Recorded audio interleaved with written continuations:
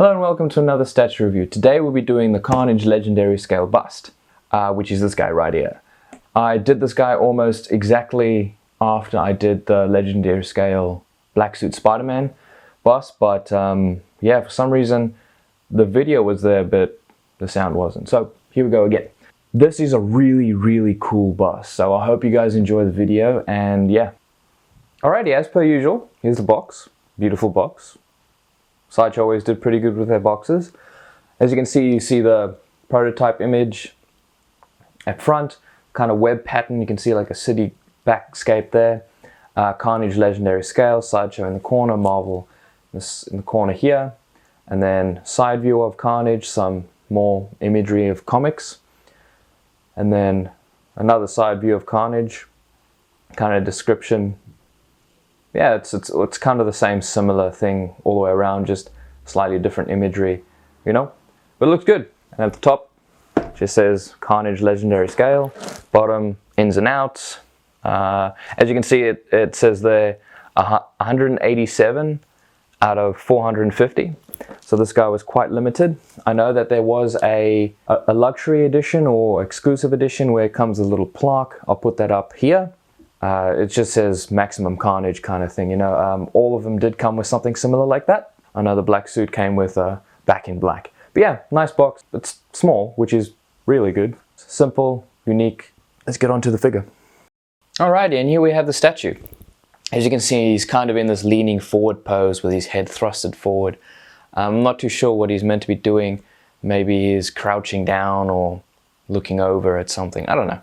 But then you have all the tendrils kind of all over the place. It makes it look like there's more than just the three, but there's only three. Really well done how dynamic they made that look. And as you can see, he has the iconic black face, and then as it goes through the rest, it's like a sleek black shiny look, as well as almost like a matte to the red, and there's hidden details in the red bits where there's little, almost like there's skin texture, or like a rubber / leather texture. It looks really good. It really makes the statue kind of pop out when it comes to looking at it closely. The tendrils are a little bit different because the tendrils don't actually have that kind of same look because it's made out of a different material.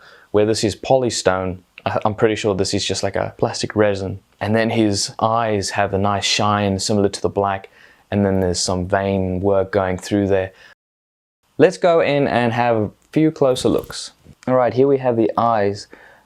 Pretty well done. I do like the shape. I kind of wish this came around as more of a point rather than it, hold on, just kind of tapers off at the top here, you know.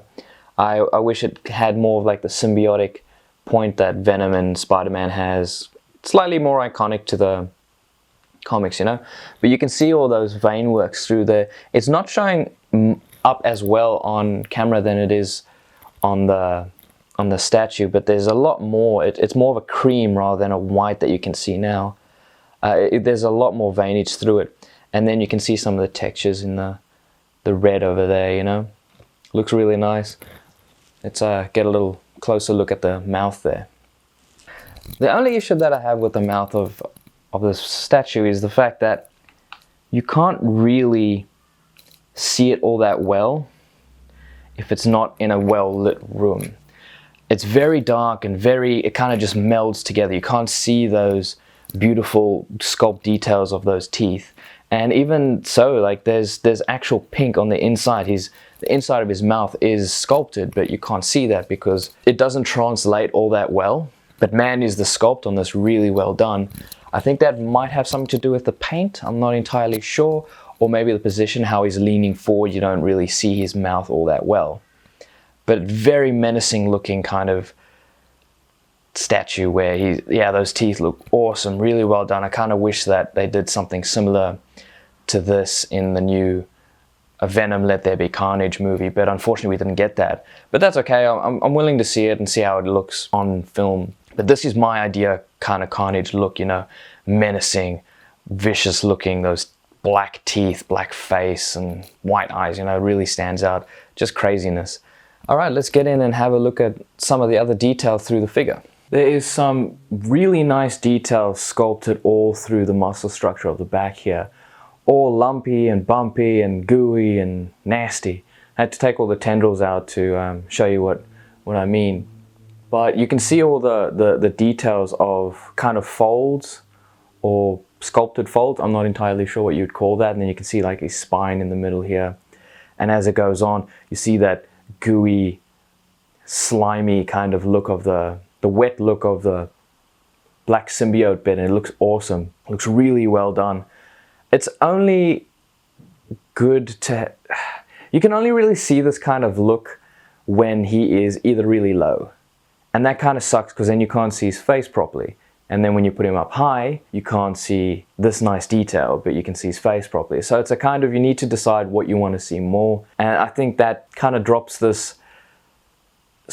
statue a little bit. It makes no sense why they would do that. I guess maybe to be a little different, which is translates nicely, but again, depending on what you want to see, depends on how you display this guy, up high or down low.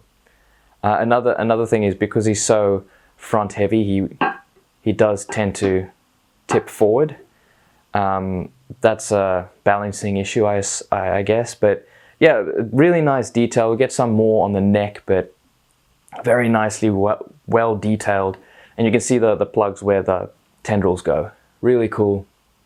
Again, you can display them without it, depending on how you do it. You won't really see these, which is cool. Over here you can see some more amazing sculpt detail of the kind of tendons in his neck bulging out. Looks really, really cool, really menacing. And the light when it hits it just looks so nice. All those kind of wrinkles and folds through his neck look really realistic. I admire how well they've done this, and you can see the jawline there, and there you can really see the teeth going, you know. Nothing too impressive in the back here. It's just a black base with a kind of spine almost. I think they should have added a little bit more bulk over here to stop him from rocking. But yeah, really well sculpted, executed nicely, but ideally it's not the best kind of bust. But I love this thing. So I guess it depends on your own opinion, you know. But just the way the light hits this statue is really nice. All the glistening and shiny bits on the black just look so well done. Alright, let's get to these tendrils. Alright, so each tendril is different to the other, which is really nicely done, but the seam lines on them are pretty bad. Like I do appreciate the extra bit coming off here, attaching itself here, but you can see it's not really attached properly, and they are quite wobbly. I think that has something to do with age and the weight of the tendrils, but you have some bits that are coming off of it, some of the black areas coming off, and you can see over here it crosses over, which is really nicely done. And yeah, so it goes all over the place, and there's only 3, which is awesome. Some of them have cracked a little bit. This is secondhand. I bought it on eBay, and yeah, it kind of sucks that it came cracked and the little rubbery bits on the bottom of the base isn't there. But it's okay, I still love it no matter what. But yeah, you can see some of the tendrils, black goopies coming off, and each one is a blade. The coloration of it isn't too bad. You see it's red and then a slight darkening of maroon on the edges to give it a bit of a better depth. Not overly sharp, but you can see that they are lethal. But yeah, it's nicely done. The only issue is that it doesn't match the skin texture of the statue to the actual skin texture of the tendrils. So you can tell it's not one piece, which kind of sucks. That's kind of what you want in a statue. You want it to look like a complete piece. But this isn't. As well as because of the sinking, this tendril here is kind of almost touching that. I had to put a bit of cardboard in the actual peg to separate it a little bit. Again, that has something to do with age, the way it's hanging down. It's not too bad, but I just don't want it to scratch the paint. Same with it rocking back and forward. I don't want it to chip the paint at the bottom of his chin or anything like that. So those are the downfalls of this statue, but it is an epic statue, and I really highly recommend getting it if you can get it for a good price.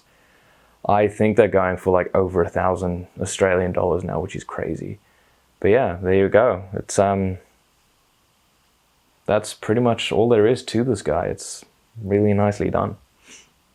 All right, thank you for watching this review. I appreciate any feedback. If you guys want to give any, just remember to like and subscribe. I do have a Patreon now if you guys want to go there, get some exclusive content beforehand, even like maybe chip in to see what you guys want next, down there. Just check out my videos, you'll see a whole bunch of different figures and statues in the background. But yeah, thank you very much and have a great day.